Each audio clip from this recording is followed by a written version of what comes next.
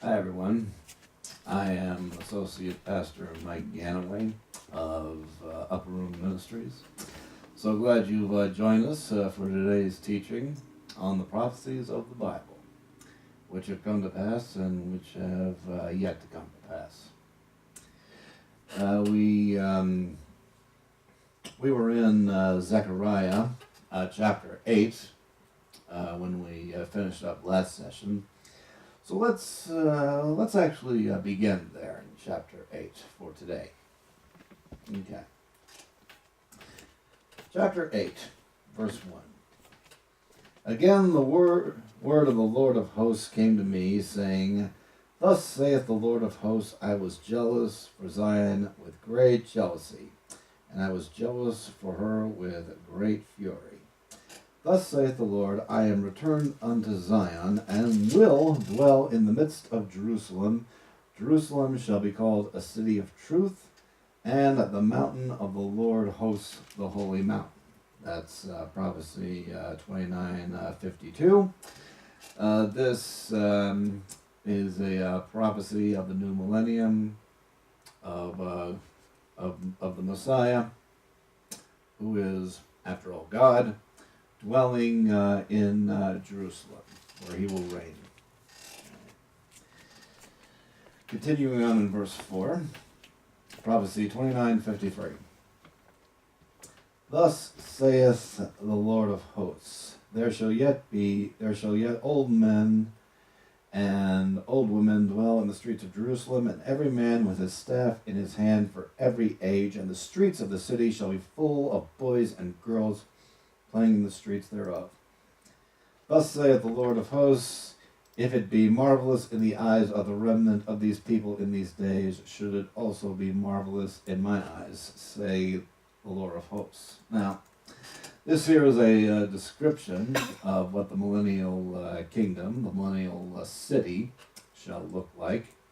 There will be young and old men and women, men and women of all ages, as well as boys and girls. Therefore, humans will keep on marrying and having children in this millennial kingdom. Verses 7 and 8, prophecy 29:54.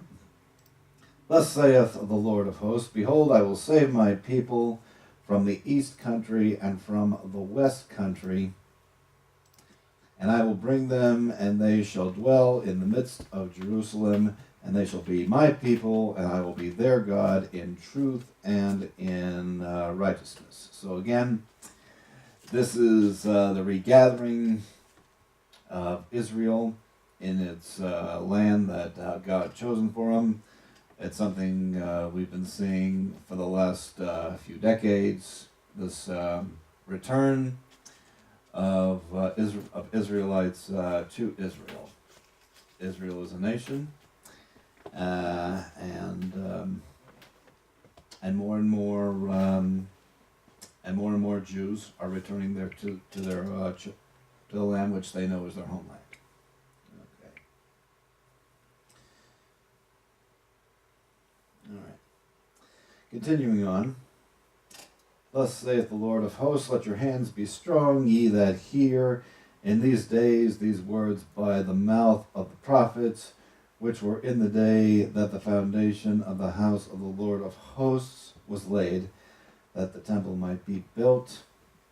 For before these days there was no hire for man, nor hire for any hire for beast, neither was there any peace to him that went out or came in because of the affliction. For I set all men everyone against his neighbor. But now I will not be unto the residue of this people as in the former days, saith the Lord of hosts. For the seed shall be prosperous, the vine shall give her fruit, and the ground shall give her increase, and the heavens shall give their dew. And I will cause the remnant of this people to possess all things. And it shall pass that as ye were accursed among the heathen, O house of Judah and house of Israel, so will I save you, And ye will be a blessing, fear not, but let your hands be strong. This is prophecy 29:55. So this is again speaking to the future. This is speaking to the remnant that would eventually come out of Babylon.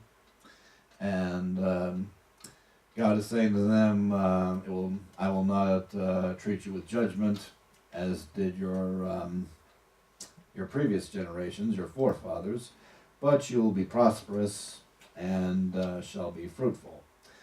This is something that did indeed come to pass as the temple and the walls were rebuilt and fortified. Of course, as we all know, generations later, they were again in rebellion towards God, and again they were dispersed when the Romans invaded in 70 A.D. Okay.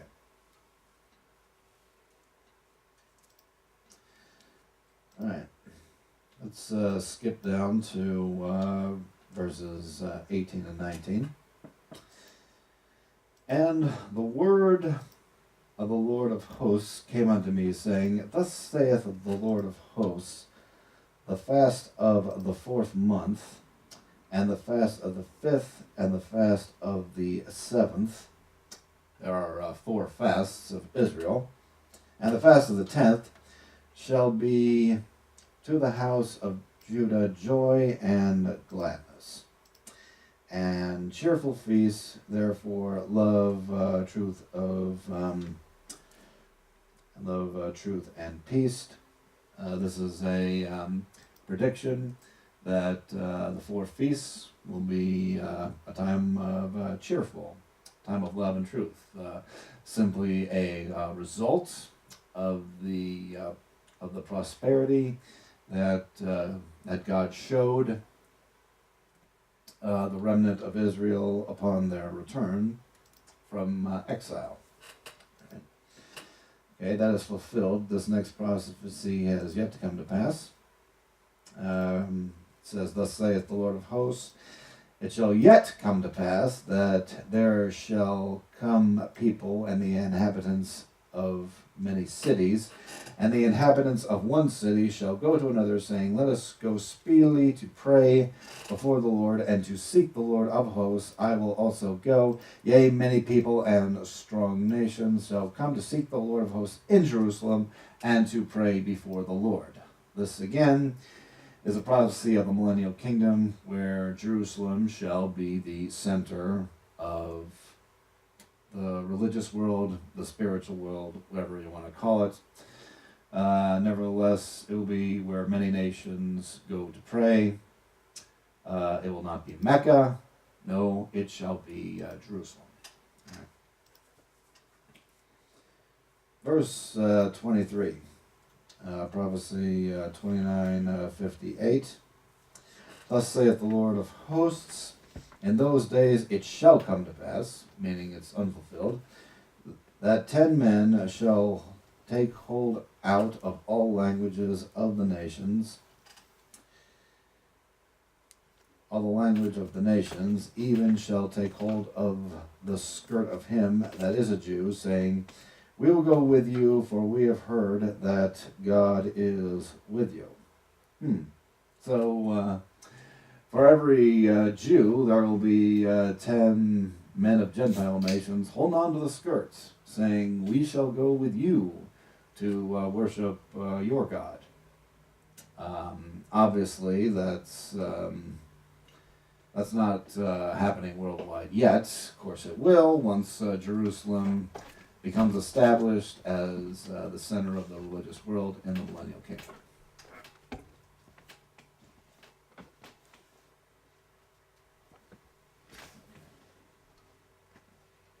Chapter 9. Prophecy 29:59. The burden of the word of the Lord in the land of Hadrach and Damascus shall be the rest thereof, when the eyes of man, as all the tribes of Israel, shall be toward the Lord, and Hamath shall border thereby Tyrus and Zidon, though it be very wise. This is a prophecy of the deliverance of the enemies of Israel. I believe this is an unfulfilled prophecy for the millennial kingdom, though I'm not entirely sure. Same thing with verses 3 and 4, prophecy 29:60. And Tyrus did build herself a stronghold, and heaped up silver as the dust, and fine gold as the mire of the streets. Behold, the Lord will cast her out, and make her smite her power in the sea, and she shall be devoured with fire. Okay. Verse 5, prophecies 29:61 through 63. There are 3 prophecies in this one. Ashkelon shall see it in fear. Gaza shall also see it and be very sorrowful. That's prophecy 1. And Ekron, for her expectation, shall be ashamed, and the king shall perish from Gaza. That's 2. And finally, and Ashkelon shall not be inhabited. That's 3. Verse 6. And a bastard shall dwell in Ashdod, and I will cut off pride from the Philistines. That's prophecy 29:64. And I will take and continuing on, prophecy 29:64. And I will take away his blood out of his mouth, and his abominations from between his teeth. But he remaineth, even he shall be our God, as he shall be a governor in Judah, and Ekron as a Jebusite. That's prophecy 29:65. Okay. Verse 8. And I will encamp about mine house, because of him, the Antichrist, that passeth by, and because of him that returneth, and no oppressor shall pass through them any more, for now I have seen with mine eyes. That's prophecy 29:66. All right. These next few prophecies are about the first coming of the Messiah. Prophecy 29:67, verse 9. Rejoice greatly, O daughter of Zion. Shout, O daughter of Jerusalem. Behold, thy king cometh unto thee. He is just, and having salvation, lowly, riding upon an ass, and upon a colt, the foal of an ass. That, of course, refers to the Messiah's entry on a donkey on Palm Sunday. Yes, the palm branches were laid down for the donkey. That prophecy fulfilled. Matthew chapter 21, verses 1 through 11. Right. Okay, next is about the Messiah's second coming. And I will cut off the chariot from Ephraim, and the horse of Jerusalem, and the battle bow shall be cut off, and he shall speak peace unto the heathen, and his dominion shall be from sea to sea, even from the river, even to the ends of the earth. Prophecy 29:68. That talks about the Messiah's, how big the Messiah's dominion will be. Obviously, that won't happen until the second coming. Right. Then verses 11 through 12. As for thee also, by the blood of thy covenant I have sent forth thy prisoners out of the pit, wherein there is no water. Turn you to the stronghold, ye prisoners of hope, even to the day that I do declare that I will render double unto thee. All right. These are, apparently there will be prisoners, captives. They're called prisoners of hope. And most likely, these are around the time of the millennium, where God will render double unto thee. It is prophesied how a remnant of Israel will be saved and recognize Jesus as their Messiah. Perhaps this is them. I'm not sure. But there will be prisoners of hope that will be delivered and rendered doubled unto them by God. Okay, prophecy 2970, verses 13 through 17. Let's read. When I have bent Judah for me, filled the bow with Ephraim, and raised up thy sons, O Zion, against thy sons, O Greece, and made thee as the sword of a mighty man. Now look what it says, Greece. So this refers to the Grecian Empire at some point being revived, and will undoubtedly be siding with the Antichrist. What that Grecian Empire will look like, I guess that remains to be seen. But it has been foretold. And the Lord shall be seen over them, and his arrow shall go forth as the lightning, and the Lord God shall blow the trumpet, and shall go with whirlwinds of the south. The Lord of hosts shall defend them, and they shall devour and subdue and sling stones, and they shall drink and make a noise as through wine. And they shall be filled like bowls, and as the corners of the altar. And the Lord their God shall save them in that day as the flock of his people, for they shall be as the stones of a crown, lifted up as an ensign upon his land. For how great is his goodness, and how great is his beauty. Corn shall make the young men cheerful, and new wine the maids. Again, that's prophecy 2970. Chapter 10.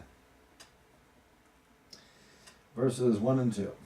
Ask ye of the Lord rain in the time of the latter rain. So here, Zechariah, or shall we say God through Zechariah saying, ask for rain during a rainy season. Yeah, he's just saying, ask for more.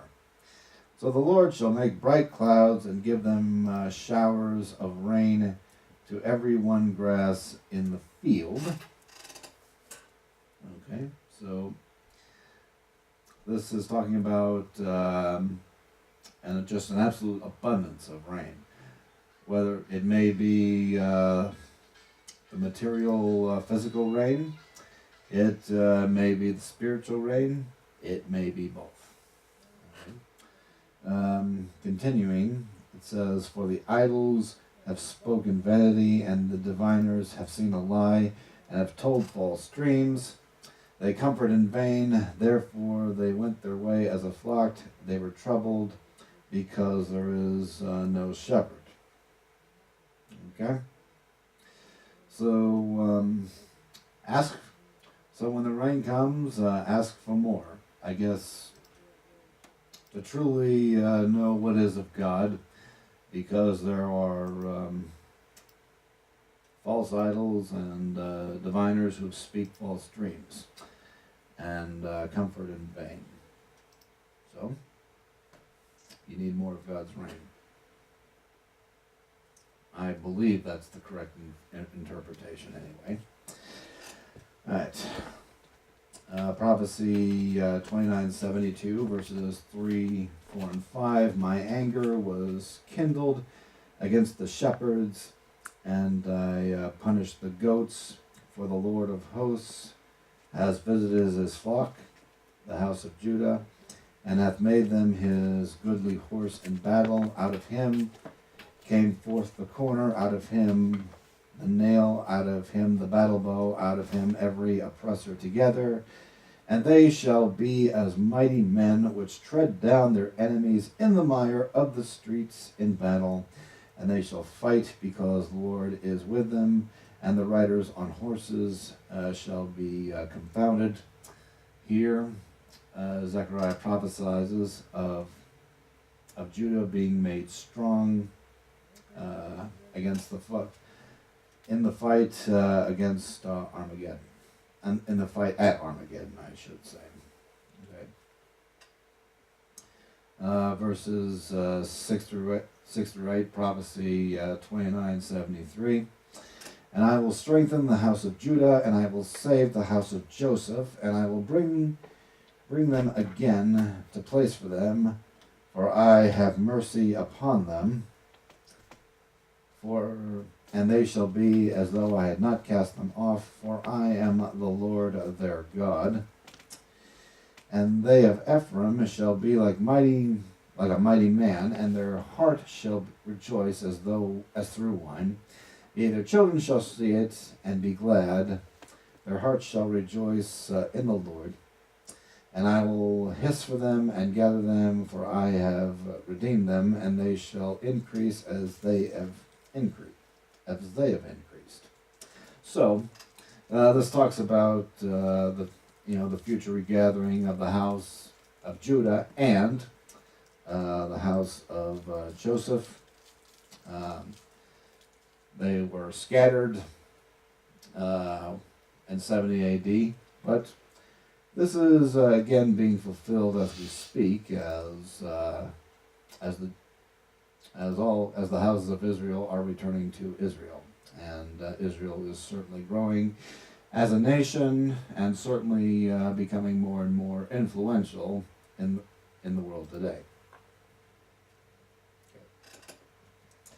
Verse 9, prophecy 29:74, and I will sow among them the people, and they shall remember me in far countries, and they shall live with their children and turn again.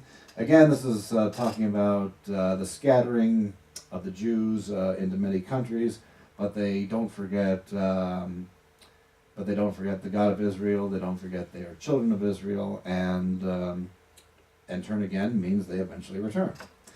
Continuing on, verses 10 through 12, prophecy 29:75, I will bring them again, also out of the land of Egypt, and gather them out of Assyria, and I will bring them into the land of Gilead and Lebanon, and place shall not be found for them, and he shall pass through the sea with affliction, and shall smite the waves of the sea, and all the deeps of the river shall dry up, and the pride of Assyria shall be brought down, and the scepter of Egypt shall depart away, and I will strengthen them in the Lord, and they shall walk up and down in his name, saith the Lord. All right, so the remnants, shall come out of Assyria and Egypt, and Assyria and Egypt will be brought down come the end times. We actually see the hostility towards Israel in Egypt and Assyria right now in the world news. But in the end, those nations will fall. Chapter 11. Prophecy 29:76. Open thy doors, O Lebanon, that the fire may devour thy cedars. Howl, fir tree, for the cedar has fallen, because the mighty are spoiled. O ye oaks of Bashan, for the forest of the vintage is come down. There is a voice of the howling of the shepherds, for their glory is spoiled, a voice of the roaring of young lions, for the pride of Jordan is spoiled. This describes the falling of many trees in lands such as Lebanon and Jordan and Bashan. This is a foretelling of the Roman invasion of Israel in 70 A.D., which has come to pass. Just the absolute destruction of the plentiful trees of the land. Continuing on in verse 3, it says, "There is a voice of the howling of the shepherds, for their glory is spoiled, a voice of the roaring of young lions." Here, I believe God is addressing the religious leaders of Israel at that time of Roman occupation. Continuing on, "Thus say the Lord my God, feed the flock of the slaughter, whose possessors slay them and hold themselves not guilty, and they that sell them say, Blessed be the Lord, for I am rich, and their shepherds pity them not." Let's keep this in mind. At the time of Roman oppression, the